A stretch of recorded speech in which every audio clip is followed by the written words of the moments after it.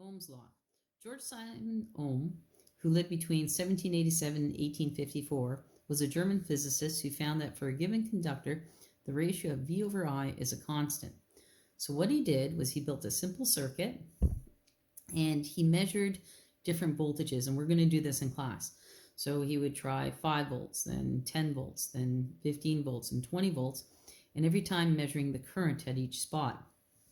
And he graphed it, and he found it was a straight line. And the slope of that line is actually the resistance. So from this ratio, he formed what we now call Ohm's law. So Ohm's law can be written one of two ways. So what he basically did was he graphed his line, and his rise over run was voltage divided by current, which gave him his resistance. The common way of writing it is just V equals I times R. Let's try an example. So the first thing we want to do is write down our given information. It says a heating coil on an electric stove uses 25 amps of current. So amps is our current. So we just write down I is equal to 25 amps from a 240 volt circuit. So our voltage is 240 volts, and we're looking for the resistance.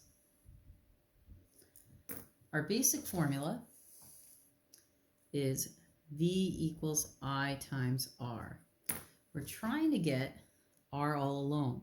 So we're multiplying by the I. So the opposite of multiplying by I would be to divide by I. The i's would cancel out, and you're left with simply R is equal to V over I, and you plug in what you know. V is 240, I is 25, and that works out to be 9.6, and the units for resistance is ohms.